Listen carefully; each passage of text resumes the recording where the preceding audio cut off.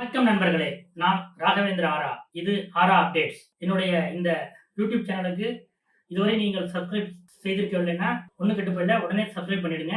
இன்னைக்கு நம்ம என்ன டாபிக் விவாதிக்க போறோம் அப்படின்னா, செப்டம்பர் 21ஆம் தேதி சென்னை கலைவாணர் அரங்கத்துல திமுக தலைவரும் முதலமைச்சர் ஸ்டாலின் அவர்கள் தலைமையில நபிகள் நாயகம் அவர்களுடைய 1500வது பிறந்தநாள் விழா ஒரு விழாவா கொண்டாடப்பட்டது.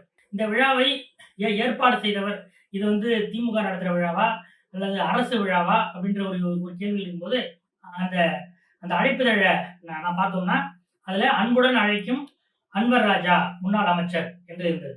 அது மட்டுமல்ல, இந்த நிகழ்ச்சிக்கு முதல் நாள், அதாவது செப்டம்பர் 20ஆம் தேதி அன்வர் ராஜா மற்றும் அப்பல்லோ அனிபா 2 பேர் தலைமையில ஒரு ஆலோசனை கூட்டமும், அதாவது இந்த விழாவை வெற்றிகரமாக எப்படி நடத்துவது அப்படிங்கிறத பத்தி ஒரு ஆலோசனை கூட்டமும் நடந்தது. இதோட முக்கியமான விஷயம் என்னன்னா, தமிழ்நாட்டில் இருக்கக்கூடிய அனைத்து இஸ்லாமிய சமுதாயத்தை சேர்ந்த அரசியல் கட்சிகள் மற்றும் சமுதாய அமைப்புகள் ஆகியவற்றினுடைய முக்கியமான தலைவர்கள் அனைவரும் முதலமைச்சர் ஸ்டாலின் நடுநாயகமாக அமர்ந்திருக்க அவரது 2 பக்கமும் அணிவகுத்து இந்த மேடையில் அமர்ந்திருந்தாங்க. இதுதான் முக்கியமான விஷயம். அதாவது நபிகள் நாயகம் அவர்களுடைய பிறந்தநாள் விழா அப்படிங்கிறது மீலாது நபி என்ற பெயரில் கொண்டாடப்பட்டவர். கடந்த செப்டம்பர் 5ஆம் தேதி கூட அந்த விழாவை நம்ம அனைவரும் கொண்டாடணும். அதற்கு அரசியல் தலைவர்கள் எல்லாரும் வாழ்த்து சொன்னாங்க. முதலமைச்சர் ஸ்டாலின் கூட வாழ்த்து வெளியிட்டிருந்தாரு. இந்த நிலையில மிலாது நபி என்பது அந்த இஸ்லாமிய ரீதியான அந்த கொண்டாட்டமாக அது இருக்கும் நிலையில நபிகள் நாயகம் அவர்களுடைய 1500வது பிறந்தநாள் விழாவை கலைவாணர் அரங்கத்துல அனைத்து முஸ்லிம் சமுதாயத்தைச் சேர்ந்த கட்சி தலைவர்கள், நிர்வாகிகள் இவர்களை வைத்து கொண்டாட வேண்டும் என்ற இந்த விதை, இந்த யோசனை எப்படி உருவானது, இதற்குடைய பின்னணி என்ன அப்படின்னு நம்ம முஸ்லிம் இயக்க நிர்வாகிகள் சில பேர்ட்ட விசாரிச்சோம். அவங்க என்ன சொன்னாங்கன்னா, சார், கடந்த ஜூலை மாதம் அன்வர் ராஜா அதிமுகவில இருந்து திராவிட முன்னேற்ற கழகத்துக்கு வந்து சேர்ந்தார். எம்ஜிஆர் காலத்திலிருந்து அதிமுகவில் இருந்தவர்.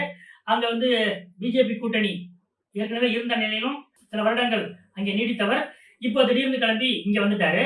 இந்த நிலையில வந்த மிக குறுகிய காலத்திலேயே அவருக்கு திமுக இலக்கிய அணியின் மாநில தலைவர் பதவி கொடுத்தாங்க. இது திமுகவிலே நீண்ட காலமாக பயணிக்கிற இஸ்லாமிய சமுதாயத்தைச் சேர்ந்த பல நிர்வாகிகளுக்கே கொஞ்சம் ஏதாவது நெருடலா தான் இருந்தது. இன்னும் இப்பதான் வந்தாரு, அவர் தூக்கி இலக்கிய அணியோட மாநில தலைவர் பதவியை இப்படி கொடுத்தாரு தலைவர் அப்படின்ற ஒரு சின்ன குரல் உள்ள இருந்துடுச்சு. இந்த நிலையில தான் அன்வர் ராஜா என்ன பண்ணாரு, நம்ம வந்த உடனே நமக்கு முதலமைச்சர் இப்படி ஒரு மரியாதை கொடுத்திருக்காரு, அதனால அவருக்கு நம்ம ஏதாவது செய்யணும், அதுவும் திமுகவுக்கு வந்த இந்த நிலையில் இஸ்லாமிய சமுதாயத்தின் ஒட்டுமொத்த ஆதரவும் திமுகவுக்கு தான் இருக்கு அப்படின்றத உறுதிப்படுத்த வேண்டிய ஒரு சூழலும் இப்ப இருக்கு. ஏன்னா சிறுபான்மை சமுதாய ஓட்டுகள் அதிமுகவுக்கு இனி செல்லுமா அப்படிங்கிறது ஒரு சந்தேகம் தான். ஏனென்றால் அவர்கள் பாஜகவோடு கூட்டணியை திரு எடப்பாடி பழனிசாமி அவர்கள் உறுதிப்படுத்தி விட்டார்கள். அதனால பாஜக இருக்கும் அணிப்பக்கம் இஸ்லாமிய சமுதாய மக்கள் ஓட்டு போட மாட்டாங்க அப்படின்ற ஒரு தியரி இருக்கு. அதே நேரம் அதனால முழுசா இந்த சிறுபான்மை ஓட்டுகள் நம்ம பக்கம் திமுக பக்கம் வந்துருமா? இல்ல, அதுவும் ஒரு கேள்விக்குறிதான். ஏனென்றால் இப்ப விஜய் வந்துட்டாரு. விஜய் அடுத்தடுத்த அவருடைய அரசியல் கட்சியை ஆரம்பித்து மாநாடு உள்ளிட்ட அடுத்தடுத்த தேர்தல் பிரச்சார பயணங்கள், இந்த விஷயங்கள்ல அவருக்கு முஸ்லிம் சமுதாயம் மற்றும் கிறிஸ்தவ சமுதாயம் இந்த 2 சமுதாயத்திலும் அவருக்கென்று ஒரு தனிப்பட்ட ஒரு செல்வாக்கு, வாக்கு வங்கி உருவாயிட்டு இருக்கு. இந்த நிலையில தான் இஸ்லாமிய சமுதாயத்தின் அனைத்து நட்சத்திர தலைவர்களும், நட்சத்திர அமைப்புகளின் தலைவர்களும் நம்ம முதலமைச்சர் பக்கம் பின்னாடி தான் இருக்காங்க அப்படின்றத காட்டுற வகையில நம்ம ஒரு விழா ஏற்பாடு பண்ணுவோம், ஒரு முத்திரை பதிப்போம் என்று முன்னாள் அமைச்சர் அன்வர் ராஜா அவர்கள் அனைத்து இஸ்லாமிய அமைப்புகளின் கூட்டமைப்போட முன்னாள் தலைவர் திரு அப்பல்லோ அனிபா அவர்களோட ஒரு ஆலோசனை பண்ணார். அப்ப என்ன பண்ணாங்க, அப்பல்லோ அனிபா எனக்கு தெரிஞ்ச சில தொழிலதிபர்கள் இருக்காங்க, அவங்கள்ட்ட சொல்லி நம்ம இது ஒரு பெரிய விழாவா நம்ம எடுத்து ஏற்பாடு பண்ணுவோம், அதற்கு நீங்க என்ன பண்ணணும், அனைத்து இஸ்லாமிய அரசியல் தலைவர்கள், அனைத்து இஸ்லாமிய அமைப்பு தலைவர்கள் எல்லாரையும் கூப்பிடணும், சிஎம் வரதுனால எல்லாரும் மறுக்க மாட்டாங்க, வந்துருவாங்க என்று இருவரும் சேர்ந்து ஆலோசித்து இதன்படியே கடந்த செப்டம்பர் 7-8 தேதிகளில் இந்த ஆலோசனை நடத்தப்பட்டு 10 நாட்கள்ல இந்த விழா நடத்தப்பட்டிருக்கு.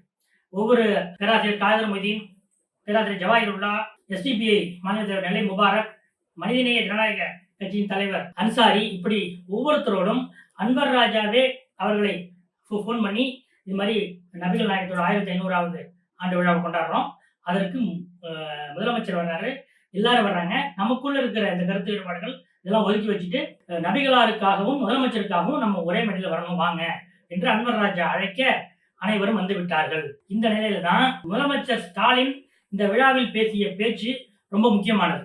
அதாவது நபிகள் நாயகம் பற்றி, அவருடைய வாழ்வியல் பற்றி போற்றி பேசினார். அதெல்லாம் ஒரு பக்கம்னா, இன்னொரு பக்கம் இந்த மேடையிலே பேராசிரியர் காதர் மொய்தீன் அமர்ந்திருக்கிறார், பேராசிரியர் ஜவாஹிருல்லா அமர்ந்திருக்கிறார், நெல்லை முபாரக் அமர்ந்திருக்கிறார், தம்பி அன்சாரி அமர்ந்திருக்கிறார். இப்படி அனைத்து இஸ்லாமிய கட்சிகளின் நிர்வாகிகள், தலைவர்கள் ஒரே மேடையில் ஒற்றுமையோடு இருக்கிறீர்கள். இந்த ஒற்றுமை நீடிக்க வேண்டும் என்பதுதான் என்னுடைய விருப்பம். ஒற்றுமை நீடித்தால்தான் நாம் கொண்ட கொள்கையின் வெற்றி பெற முடியும். கொண்ட கொள்கையில் வெற்றி பெறுவதற்கு முதல் படி இந்த ஒற்றுமை தான் என்று முதலமைச்சர் ஸ்டாலின் இந்த விழாவில் பேசினாரு. இன்னும் சொல்ல போனா முதலமைச்சர் ஸ்டாலினுடைய மெசேஜே இதுதான். அதாவது முஸ்லிம் அமைப்புகள் ஒற்றுமையாக இருக்க வேண்டும், ஒற்றுமையாக இருந்து திமுக பின்னால் இருக்க வேண்டும். இதுதான் இந்த விழாவின் வழியாக முதலமைச்சர் ஸ்டாலின் வெளிப்படுத்திய ஒரு மெசேஜாக இதை பார்க்கிறோம். அது மட்டுமல்ல, இஸ்லாமிய சமுதாயத்துக்கு திமுக ஆட்சியிலே என்னென்ன செஞ்சிருக்கு அப்படின்றதையும் தொடர்ந்து முதலமைச்சர் ஸ்டாலின் இந்த விழாவில் பட்டியல் போட்டார். இப்படிப்பட்ட இந்த நிலையில் இந்த விழாவை மையமாக வைத்து இஸ்லாமிய சமுதாயத்துக்குள் இன்னும் சில சின்ன சின்ன சலசலப்புகளும் எழுந்திருக்கின்றன என்பதுதான் உண்மை. நம்ம என்ன விசாரித்த போது, மேடையில் உருது முஸ்லீம் சமுதாயத்தைச் சேர்ந்தவர்களுக்கு இடமளிக்கப்படவில்லை அப்படின்ட்டு ஒரு குமரலாக கூட இதை சொல்றாங்க. ஆற்காடு இளவரசர் மேடையில் அமர்ந்திருக்கிறார். அவர் உருது முஸ்லீம் சமுதாயத்தை சேர்ந்தவர் தானே அப்படின்னு நம்ம கேட்டதுக்கு, இல்ல ரைட்டு தான், ஆற்காடு இளவரசர் உருது முஸ்லீம் சமுதாயத்தை சேர்ந்தவர் தான். ஆனால் ஆற்காடு இளவரசர் தேர்தல் பிரச்சாரத்துக்கு வருவாரா? ஏற்கனவே உருது முஸ்லீம் சமுதாயத்தை சேர்ந்த பல்வேறு முக்கிய நிர்வாகிகள்லாம் இருக்காங்க. செஞ்சி மஸ்தான் கூட மேடையிலே இல்லை, அவர் முதல் வரிசையிலே தான் இருந்தார். நேற்று திமுகவுக்கு வந்த அன்வர் ராஜா மேடையில அமர்ந்திருக்கிறார். திமுகவுக்காக காலங்காலமாக உழைத்த இஸ்லாமிய நிர்வாகிகள் எல்லாம் கீழே அமர்ந்திருக்கிறார்களே, இதுவும் கூட ஒரு நெருடலான விஷயமா தான் இருக்கு அப்படின்னு சொல்றாங்க.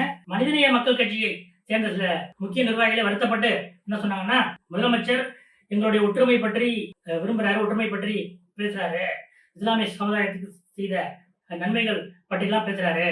ஆனால் தேர்தல் ஆணையம் மனிதநேய மக்கள் கட்சி உள்ளிட்ட சில கட்சிகளின் பதிவை தமிழ்நாட்டிலே ரத்து செய்திருக்கிறது.